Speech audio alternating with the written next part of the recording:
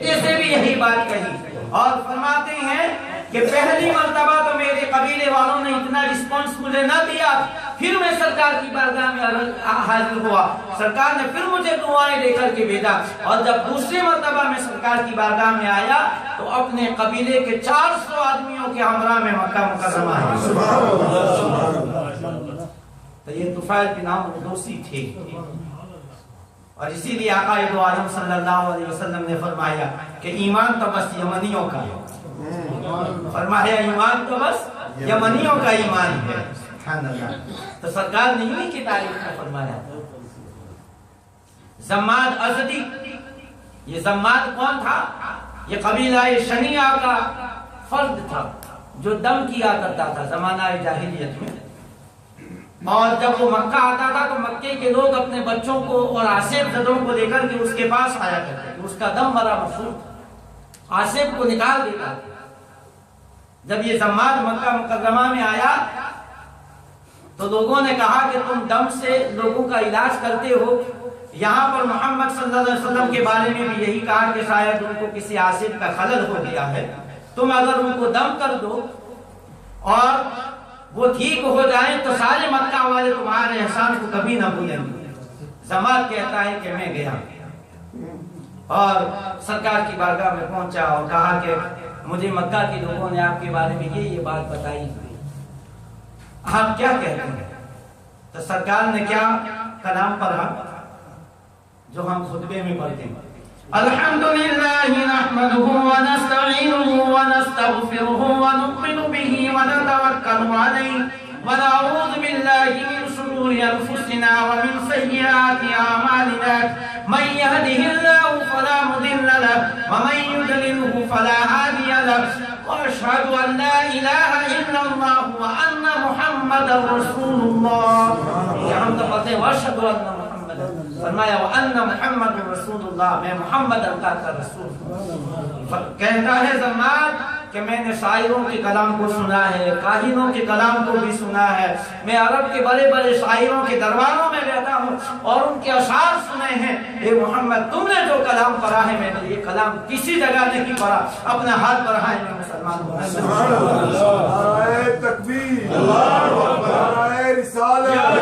نعرہ حیدری، عظمت مصطفیٰ، آمد مصطفیٰ۔ لہذا یہ ایسے ستارے تھے، ایسے لوگ تھے جو یقین بات کی بڑے دامن اسلام میں آتے تھے، اور نبی کریم صلی اللہ علیہ وآلہ وسلم ان کی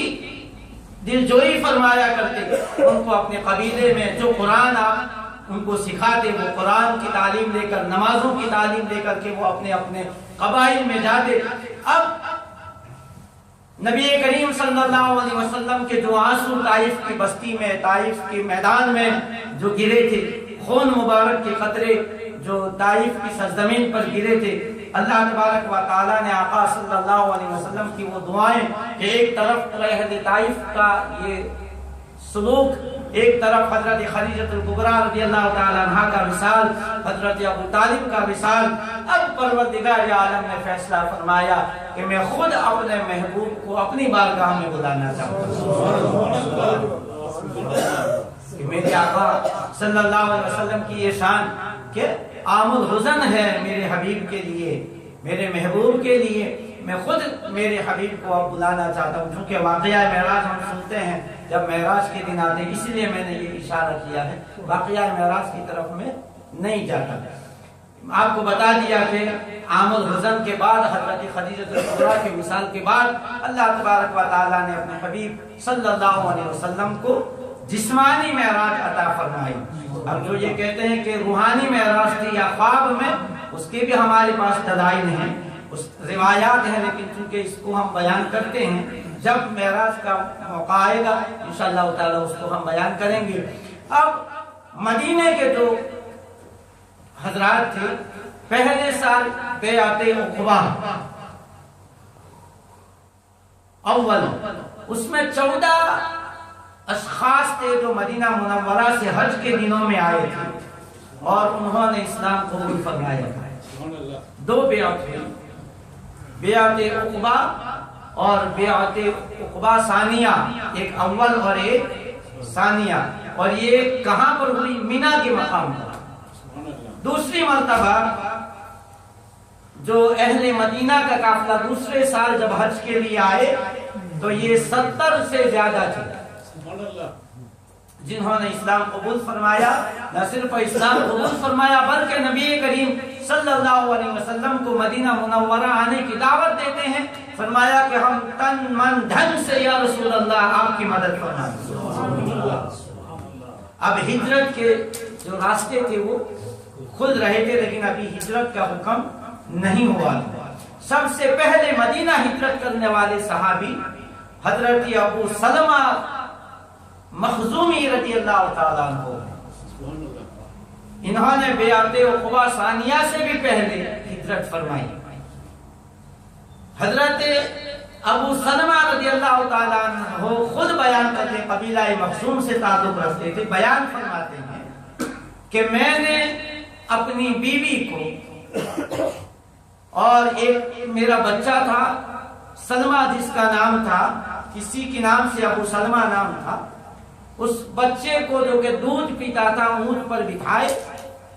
اور مدینہ منورہ جانے کے لیے جب میں روانہ ہوا تو میری زوجہ کے خاندان کے لوگ آ گئے اور کہا کہ ابو سلمہ تمہاری مرضی چاہے جاؤ، تم اپنے لیے آزاد ہو،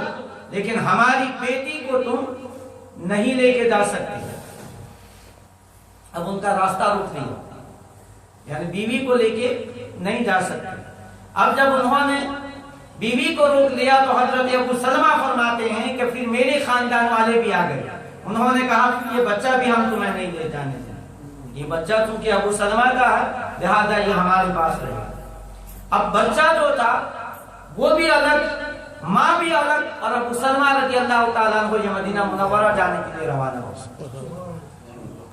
اب اس ماں پر کیا گزرتی ہوگی کہ دودھ پیتا بچہ ہے، وہ بھی ماں سے الگ کر دیا گیا، شوہر کو بھی الگ کر دیا گیا۔ فرماتی ہیں کہ ایک مرتبہ میں اپنے شوہر اور اپنے بچے کی جدائی میں گھر سے باہر بیٹھ کر رو رہی تھی تو حضرت عثمان بن طلحہ رضی اللہ تعالیٰ عنہ وہاں سے گزرے، کہا کہ کیا بات ہے؟ کہنے لگے کہ میں اپنے شوہر اور اپنے بیٹے کی جدائی میں رو رہی ہوں۔ عثمان بن طلحہ گئے، ان کے قبیلے والوں کو سمجھایا، سب سے پہلے تو بیٹا ماں کے پاس دیا اور پھر ام سلمہ کے خاندان والوں کے پاس گئے، ان کو سمجھائے، اور اس کے بعد پھر خود حضرت عثمان بن طلحہ رضی اللہ تعالیٰ عنہ فرماتے ہیں کہ میری بہن میں تجھے اکیلا نہ جانے دوں گا، میں خود تجھے مدینہ چھوڑنے کے لیے آتا ہوں۔ ام سلمہ فرماتی ہیں رضی اللہ تعالیٰ عنہ کہ میں نے عثمان بن طلحہ سے بڑھ کر شریف النفس آدمی کسی کو نہیں دیکھا کہ وہ مجھے لے کر کے مدینہ منورہ روانہ ہوا، پورا مدینے کا سفر وہ اونٹ کی نکیل پکڑے ہوئے چلتے رہے، جب مجھے رکنا ہوتا تو وہ اونٹ کو بٹھاتے اور دور چلے جاتے اور میں اترتی، اس کے بعد پھر وہ دور کسی درخت کے سائے کے نیچے قیام فرماتے، جب مجھے جانا ہوتا میں آواز دیتی، وہ آتے، کجاوا کستے اور پھر ہم چل پڑتے، یہاں تک کہ جب قبا میں پہنچ گئے تو انہوں نے کہا کہ تمہارے شوہر یہاں پر آباد ہے، اللہ تعالیٰ تمہیں سلامت رکھے، بھائی تم سے الوداع ہوتا۔ تو یہ وہ لوگ تھے کہ ایک خاتون تنو تنہا مکہ مکرمہ سے مدینہ منورہ کا سفر کرتی ہیں، اور یہ عثمان بن طلحہ جیسے شریف النفس ہے کہ قیامت تک ان کی داستان حدیث کی کتابوں میں رہے گی کہ عثمان بن طلحہ جیسا شریف النفس آدمی آج تک میں نے نہیں دیکھا۔ حضرت فاروق اعظم رضی اللہ تعالیٰ عنہ نے سرکار سے پہلے ہجرت فرمائی، حضرت علی رضی اللہ تعالیٰ عنہ خود بیان فرماتے ہیں، پہلے حضرت فاروق اعظم رضی اللہ تعالیٰ عنہ کیا فرماتے ہیں؟ فرماتے ہیں کہ میں نے اور ہشام بن عمرو نے اور ایک اور شخص تھے، ہم تینوں نے یہ وعدہ کیا کہ سنوا کے تالاب کے پاس فلاں وقت ہم تینوں جمع ہوں گے اور ہم وہاں سے ہجرت کریں گے۔ اب ہشام تو آ گئے لیکن باقی وہ ساتھی ہمارے نہ آئے، اور طے یہ ہوا تھا کہ زیادہ انتظار نہ کرنا، جو بھی آئے تھوڑی دیر انتظار کرنا، اس وقت تک اگر نہ پہنچے تو اکیلا بھی اگر کوئی ہے تو وہ روانہ ہو جائے۔ حضرت علی رضی اللہ تعالیٰ عنہ فرماتے ہیں کہ ہم سب نے چھپ کر کے ہجرت فرمائی، لیکن حضرت فاروق اعظم رضی اللہ تعالیٰ عنہ کی ہجرت کا یہ عالم تھا کہ آپ نے اپنا چھوٹا سا نیزہ اپنی کمر پہ لٹکایا، اپنی تلوار کو گلے میں لٹکایا، حمائل کیا اس کو۔ خانہ کعبہ میں آئے، ابو جہل، عتبہ، امیہ بن خلف وغیرہ بیٹھے ہوئے تھے، آپ نے سینہ تان کر طواف فرمایا۔ اس کے بعد پھر مقام ابراہیم پر جا کر کے آپ نے نماز پڑھی۔ زمزم کا پانی پینے کے بعد زمزم کے کنویں کے پاس سے ابو جہل کے سامنے آئے اور کہا کہ تمہارے چہرے خاک آلود ہوں، سبحان اللہ، تم اگر اپنی ماؤں کو تمہارے پیچھے رلانا چاہتے ہو، اپنے بچوں کو یتیم کرنا چاہتے ہو، اپنی بیوی کو بیوہ کرنا چاہتے ہو، تو اس وادی کے پیچھے آ کر کے میرا مقابلہ کرو۔ سبحان اللہ، ماشاء اللہ، میں ہجرت کر رہا ہوں۔ فرماتے ہیں کہ ابو جہل وغیرہ جیسے ان کو سانپ سونگھ گیا تھا۔ ان کے ساتھ جب ہشام بن عمرو کا پتہ چلا کہ وہ بھی چلے گئے ہیں تو یہ ابو جہل کے چچا زاد لگتے تھے۔ ابو جہل ان کے پیچھے مدینہ منورہ گئے، ایک ساتھی کو لے کر کے یہ دونوں مدینہ منورہ گئے اور ہشام بن عمرو سے کہا کہ بھائی اگر ہجرت کرنی تھی تو کم سے کم والدہ کو تو بتا کے جاتے، تمہاری والدہ نے قسم کھائی ہے کہ سر میں کنگھی نہیں کرے گی، تمہاری والدہ نے قسم کھائی ہے کہ جب تک تو واپس نہیں آئے گا دھوپ میں بیٹھی رہے گی، تو اپنی ماں پہ رحم کرو، ماں سے مل کر ان سے اجازت لے کر کے آ جاؤ۔ ہشام بن عمرو تیار ہو گئے تو فاروق اعظم رضی اللہ تعالیٰ عنہ نے فرمایا کہ تمہاری ماں کو جب جمعے کاٹے گی تو خود بخود کنگھی کرے گی، اور جب مکہ کی دھوپ اسے ستائے گی تو خود بخود وہ سائے میں چلی جائے گی، مجھے دھوکہ نظر آ رہا ہے، نہ جاؤ۔ لیکن ہشام تھے کہ ماننے کے لیے تیار نہ تھے۔ کہتے ہیں کہ میری مکہ میں دولت بھی ہیں، میں دولت بھی لے کر آؤں گا، ماں کو بھی ایک مرتبہ راضی کر کے واپس آ جاؤں گا۔ حضرت فاروق اعظم فرماتے ہیں کہ میں نے کہا کہ نہ جا، فرمایا کہ اچھا ایسا کرو کہ میرا اونٹ لے جاؤ، دیکھو قربانی کتنی قربانی دیتے ہیں، فرماتے ہیں کہ میرا اونٹ لے جاؤ، یہ اتنا تیز ہے کہ جب تمہیں ان دونوں سے خطرہ محسوس لگے ایک ایڑی لگاؤ گے تمہیں ان کی رینج سے باہر کر دے گا۔ اور وہ اونٹ انہوں نے ہشام بن عمرو نے اونٹ لیا، فاروق اعظم کے اونٹ پر سوار ہوتے ہیں۔ جب یہ مدینہ منورہ سے تھوڑے آگے گئے تو ابو جہل نے کہا کہ میرا اونٹ چونکہ مکہ سے مدینہ آیا اور مدینے سے واپس اب تھوڑی دیر میں مکہ جا رہا ہے، یہ تھک گیا، ایسا نہ کریں کہ میں تمہارے اونٹ پر سوار ہو جاؤں۔ کہتے ہیں ٹھیک ہے آ جاؤ۔ اب تینوں نے اپنے اونٹ بٹھائے، ابو جہل کا اونٹ الگ تھا، اس کے ساتھ جو گیا تھا اس کا اونٹ الگ تھا، اور یہ فاروق اعظم نے جو اونٹ ہشام کو دیا تھا وہ اونٹ، تینوں نے اپنے اونٹ کو بٹھایا۔ اب جیسے ہی نیچے اترے ان دونوں نے رسیوں سے ان کو جکڑ دیا، رسی سے باندھ دیا اور باندھ کر کے ان کو اونٹ پر ڈال دیا۔ اب وہ فاروق اعظم رضی اللہ تعالیٰ عنہ کی جو بات تھی وہ یاد کر رہے ہیں،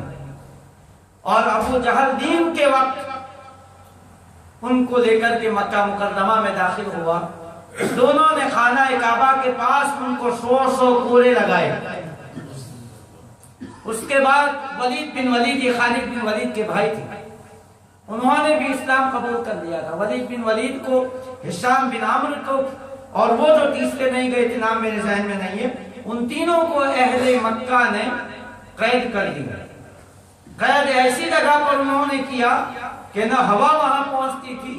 نہ سورج کی روشنی وہاں پر پہنچتی تھی۔ روایت میں آتا ہے کہ نبی کریم صلی اللہ علیہ وسلم مدینہ منورہ پہنچنے کے 40 دن تک ان کے لیے دعا فرماتے رہے کہ یا اللہ انہیں کفار مکہ کے نغزے سے آزاد فرما۔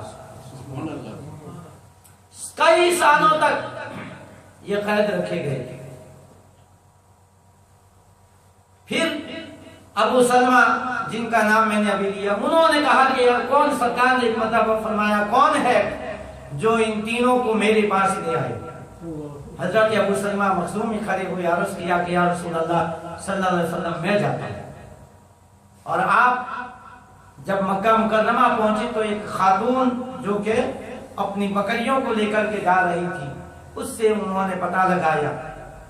کہ وہ کہاں ہے۔ پتہ لگ جانے کے بعد رات کے وقت یہ زنجیروں میں جکڑے ہوئے تھے، رات کے وقت اس گھر میں اپنے سر پر کفن باندھے داخل ہوتے ہیں، تلوار سے ان کے وہ زنجیروں کو پتھر کے اوپر رکھا اور تلوار سے ان زنجیروں کو کاٹا جن سے وہ بندھے ہوئے تھے، اور ان زنجیروں کو کاٹ کر کے رات کے وقت ان کو نکال کر کے لے آئے۔ یہ سرفروشی تھی صحابہ کرام کی۔ اب چونکہ ہجرت کا حکم جبرائیل امین بارگاہ رسالت امام صلی اللہ علیہ وسلم میں اللہ تبارک و تعالیٰ کی طرف سے لے کر کے آئی۔ ہجرت کی بہت ساری حکمتیں ہیں۔ یہ کفار مکہ جنہوں نے اب آخری فیصلہ کر لیا تھا کہ رات کے وقت، اور اسی رات کو جب جس میں عقبہ اپنے ابی معیط، امیہ بن خلف، یہ ابو جہل اور قریش کے جو نوجوان تھے، سارے نوجوانوں کو، جو 10 قبائل تھے، میں نے عرض کیا کہ 10 قبائل تھے مکے میں، ان 10 قبائل کے نوجوانوں کو لیا جاتا ہے۔ نوجوانوں کو اس لیے لیا جاتا ہے کہ اگر سارے مل کر نعوذ باللہ من ذالک نبی کریم صلی اللہ علیہ وسلم کو اگر شہید کر دیتے ہیں تو کسی ایک قبیلے پر بلیم نہ آئے، لہذا بنی ہاشم مقابلہ کریں گے تو کس کا مقابلہ کریں گے؟ ان کی گنتی یہ تھی، ان کی تھنکنگ یہ تھی، سوچنا یہ تھا کہ سارے مل کر اگر ہم محمد صلی اللہ علیہ وسلم پر حملہ کر دیں تو بنی ہاشم کس کے ساتھ لڑیں گے؟ اب یہ رات کے وقت سرکار کے گھر مبارک کے چاروں طرف یہ کھڑے ہیں۔ قرآن نے فرمایا، یاسین، سورہ یاسین جو ہے اسی موقع پر نازل ہوئی، وَجَعَلْنَا مِن بَيْنِ أَيْدِيهِمْ سَدًّا وَمِنْ خَلْفِهِمْ سَدًّا فَأَغْشَيْنَاهُمْ فَهُمْ لَا يُبْصِرُونَ۔ یہ آیہ مبارکہ خاص اس رات کے مناسبت سے کہ ہم نے ان کے اور محمد صلی اللہ علیہ وسلم کے درمیان پردہ کر دیا، دیوار وَجَعَلْنَا مِن بَيْنِ أَيْدِيهِمْ سَدًّا، ان کے آگے بھی اور ان کے پیچھے سے، وَمِنْ خَلْفِهِمْ سَدًّا فَأَغْشَيْنَاهُمْ فَهُمْ لَا يُبْصِرُونَ وَسَوَاءٌ عَلَيْهِمْ أَأَنذَرْتَهُمْ أَمْ لَمْ تُنذِرْهُمْ لَا يُؤْمِنُونَ۔ اب جب صبح میں پتہ چلا تو مکہ میں کوہرام مچ گیا کہ کیا ایسے بھی ہو سکتا ہے کہ محمد صلی اللہ علیہ وسلم ان نوجوانوں کے درمیان سے، کفار مکہ کے درمیان سے نکل جائے، یہ کیسے ہو سکتا ہے؟ یہ ان کی سمجھ سے باہر تھا، کوہرام مچا ہوا تھا۔ اب نبی کریم صلی اللہ علیہ وسلم، چونکہ میں سوچ میں عرض کر رہا ہوں کہ 5-7 منٹ میں نے اپنی گفتگو کو ختم کرنا ہے، تو سرکار جو غار ثور ہے یہ ساؤتھ آف دی مکہ، مکہ سے یہ ساؤتھ کی طرف ہے جو کہ یمن جانے والا راستہ ہے۔ یہ جو راستہ ہے نا غار ثور والا، یہ یمن کی طرف جاتا ہے، اور یہ مکہ میں، یہ مکہ سے ساؤتھ کی طرف یہ راستہ ہے۔ چونکہ کفار مکہ کو یہ آئیڈیا تو پتہ ہی نہیں تھا کہ سرکار اس راستے بھی تشریف لے جا سکتے ہیں۔ ان کا یہی تھا، کیونکہ پتہ چل گیا تھا کہ گئے ہوں گے تو یہ یثرب گئے ہوں گے۔ اب ان کا پورا زور مدینہ منورہ اور اطراف کے جو راستے تھے ان پر لگ رہا تھا، اور نبی کریم صلی اللہ علیہ وسلم غار ثور میں تشریف فرما ہے۔ میں نے پڑھا کہ صرف کبوتری نے انڈے ہی نہیں دیے تھے، صرف عنکبوت یعنی مکڑی نے جالا ہی نہیں بنا تھا، ایک درخت ہوتا تھا پہاڑوں پر جو کانٹے والا درخت ہوتا تھا، اور قد آدم برابر اس کا قد ہوتا تھا، جو کانٹے ہوتے تھے، بالکل غار کے منہ میں اللہ تبارک و تعالیٰ نے وہ درخت بھی اگا دیا۔ اور عنکبوت نے جالا اس انداز سے بنا، لگتا تھا کہ یہ کئی سالوں پہلے بنا گیا، اسی لیے تو امیہ بن خلف جب وہاں پہنچا غار ثور پر تو اس کے ایک ساتھی نے کہا کہ ذرا غار کے اندر بھی جا کے دیکھ لے، کہنے لگا، عربی کے الفاظ ترجمہ کر رہا ہوں، کہ کہنے لگا کہ یہ جو جالا ہے یہ تو محمد کی ولادت سے بھی پہلے کا لگتا ہے، کیسی کہ بےہودہ باتیں کرتا ہے۔ تو وہ درخت بھی اگایا، مکڑی نے جالا بھی بوٹ دیا، کبوتری نے انڈے بھی وہاں پر دے دیے۔ اب قرآن کہتا ہے، فاروق حضرت ابوبکر صدیق رضی اللہ تعالیٰ عنہ فرماتے ہیں کہ میں نے کہا کہ یا رسول اللہ صلی اللہ علیہ وسلم اگر انہوں نے اپنے پاؤں کی طرف دیکھ لیا تو ہمیں دیکھ لیں گے، اتنے قریب تھے۔ جب 2 دن تک انہوں نے دور دور تک یہ گئے لیکن انہیں نہ ملا، تو اب انہوں نے پہاڑوں کو چھاننا شروع کیا۔ پہلے تو پورا زور یہ مکہ کی طرف ہی لگاتے رہے، اب ان میں حضرت اسماء بنت ابی بکر رضی اللہ تعالیٰ عنہ کا جو رول تھا وہ اسلام کبھی بھی فراموش نہیں کر سکتا، تاریخ اس کو کبھی نہیں بھول سکتی کہ ایک بچی ہے، غار ثور کی چڑھائی چڑھنا، کھانا لے کر کے جانا اور دشمنوں کی نظر سے بچا کر کے لے کے جانا، یہ بڑے کمال کی بات تھی۔ کہ دشمن نظر رکھے ہوئے تھے ابوبکر صدیق کے گھر کی طرف، کفار مکہ کی پوری نظر تھی کہ ابو بکر کے گھر والے کیا کرتے ہیں۔ اب کمال دیکھو کہ حضرت اسماء بنت ابی بکر دشمنوں کی نگاہوں سے اپنے آپ کو بچا کر رات کے اندھیرے میں، دن کے اجالے میں ہماری ہمت نہیں ہوتی غار ثور چلنے کی، حالانکہ ابھی تو راستہ کچھ آسان کر دیا، اس کے باوجود بھی تو اس وقت تک وہ راستہ مشکلوں والا راستہ، رات کا سفر۔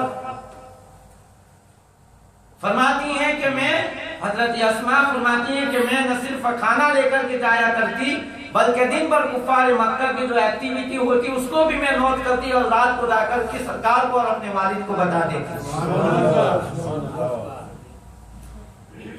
اور دوسرے تیسرے دن حضرت اسماء پر شک پڑا تو ابو جہل نے حضرت اسماء کا سر پھوڑ دیا کہ بتاتی کیوں نہیں، تو جاتی ہے کہاں جاتی ہے، بتا کہ محمد اور تمہارے والد کہاں پر ہیں۔ لیکن یہ بچی تھی کہ اپنی زبان سے اف تک نہ کیا۔ حضرت اسماء بنت ابی بکر رضی اللہ تعالیٰ عنہ، میں کہتا ہوں کہ ان کا رول جو ہے اسلام میں بہت اہم رول ہے۔ جب حضرت عائشہ صدیقہ رضی اللہ تعالیٰ عنہ کے ساتھ جب تک سرکار نے نکاح نہیں فرمایا تھا تو خواتین اپنے جو مسائل ہوتے ہیں خواتین کے، عورتوں کے، تو ظاہر ہے کہ سرکار کے سامنے خواتین یہ مسائل پوچھ نہیں سکتی تھی شرم اور حیا کی بنا پر، تو وہ خواتین حضرت اسماء کے پاس جاتی ہیں اور اپنے مسائل حضرت اسماء کو بتاتی اور حضرت اسماء پھر سرکار کو بتایا کرتی، پوچھتی اور سرکار جو جواب عطا فرماتے وہ ان عورتوں تک پہنچاتی۔ اور جب ان کے بیٹے حضرت عبداللہ ابن زبیر رضی اللہ تعالیٰ عنہ کو پھانسی پہ مکہ میں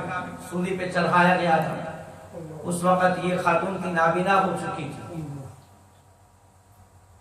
100 سال کی قریب کی عمر تھی، اور جب